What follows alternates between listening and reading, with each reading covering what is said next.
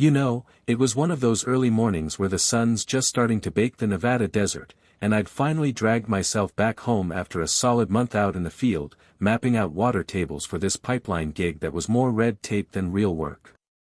I stepped out of my truck onto my little slice of heaven, 5 acres of xeriscaped bliss, where every cactus and drip line was my quiet stand against the waste of those fake green lawns folks love so much.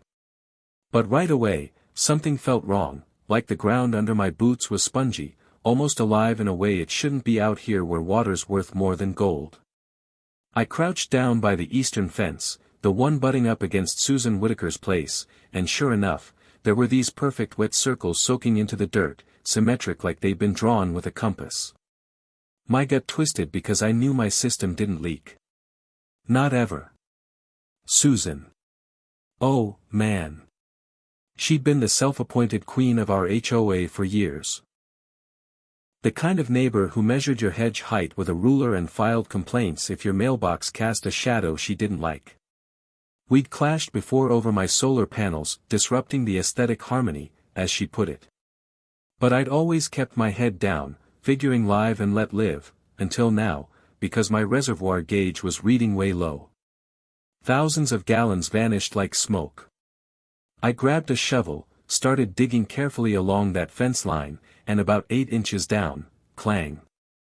There it was, a rogue PVC pipe spliced right into my main irrigation line, snaking straight under the fence toward her yard, clean as a whistle with pro-grade fittings that screamed someone knew what they were doing. My blood ran hot. I didn't barge over screaming. Nah, that wasn't me. Instead, I rigged up a trail cam, hidden low on a post, infrared and motion triggered, and waited, staring at the feed on my phone that night like a hawk, heart pounding as the clock ticked past midnight. And then, click. My system kicks on, water surges, and over on her side, these fancy new pop-up sprinklers dance to life, guzzling my precious supply while she slept like nothing was wrong. Confronting her the next morning felt like walking into a scripted showdown. She was out there in her pristine garden, clipping roses in those ridiculous floral gloves, her yard a magazine spread of imported topsoil and sculpted bushes that probably drank more in a week than my whole setup did in a month. I held up my tablet with the footage looping. Susan, you've been tapping my water line. I've got proof right here. Your sprinklers fired up the second my pump did. She straightened up slow, that fake sweet smile sliding into place like armor, eyes narrowing just a flicker. Alex, darling, that line's grandfathered in from the old owners. A shared easement for the good of the community. I've got papers from Mr. Thompson himself, signed and everything. She pulls this crumpled sheet from her pocket, all official looking with a shaky signature and some notary stamp that smelled fishy. But I shot back, that's bogus, Susan. I pulled the deeds. No easement exists. And Thompson's been dead 5 years. This is straight up theft. Her voice dropped low, laced with that HOA venom. Careful with accusations, Alex. The board doesn't like troublemakers. And your setup's already on thin ice for those unsightly rain barrels. And just like that, war was on. By afternoon, a certified letter hits my mailbox, HOA claiming my system was leaching contaminants into the aquifer, demanding inspection or fines.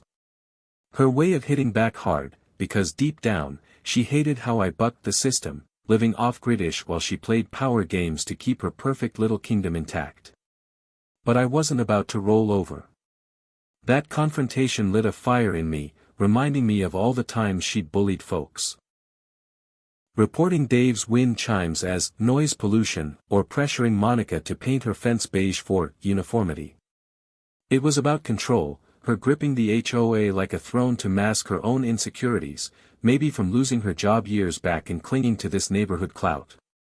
I called in a buddy from my hydrology days, Jake, ex-Navy with gadgets galore.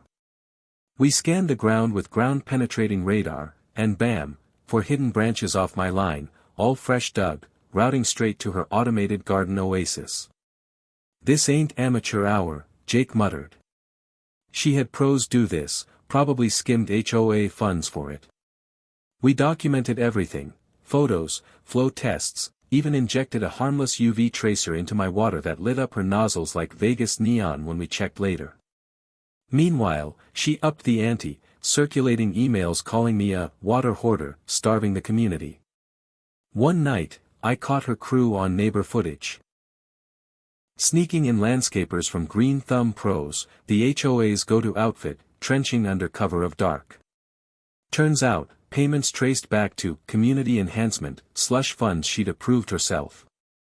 Gathering that evidence felt like piecing together a puzzle that exposed not just her greed, but the rot in our whole setup.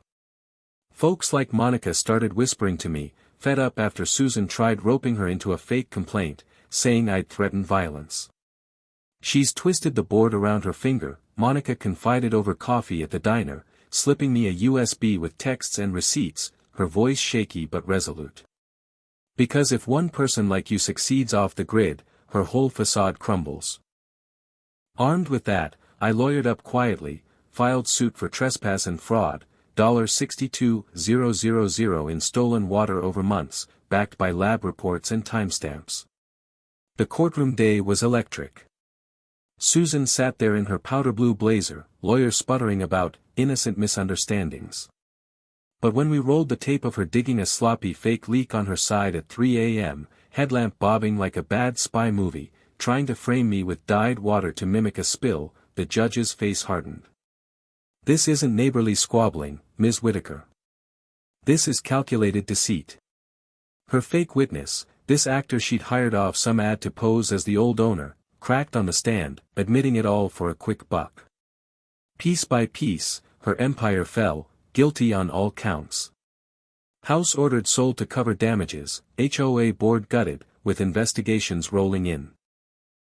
Watching the auction sign go up on her lawn that crisp morning, excavators ripping out those illicit pipes while deputies stood guard, her prized azaleas turned to mulch, it was satisfying, yeah, like finally exhaling after holding your breath too long. She wasn't there, evicted weeks prior, probably stewing in some rental. But as the dust settled and my system hummed secure again, with new permits and even an HOA apology tucked in my drawer, I couldn't help wondering if we'd all lost something, too. The trust that makes a neighborhood more than just plots of dirt. Was it justice, or just another cycle of payback in these tight-knit communities where one person's control freakery poisons the well for everyone? Hell, maybe Susan was a symptom of bigger issues, like how HOAs turn good folks territorial over stupid rules. Or maybe she got what she deserved, plain and simple. What do you think? Have you dealt with a neighbor like that or an HOA gone rogue? Drop a comment below. Share your stories, because honestly, hearing how y'all navigate this stuff could spark some real talk on fairness and community. Hit that like if it resonated. Subscribe for more real-life tales, and let's keep the conversation going.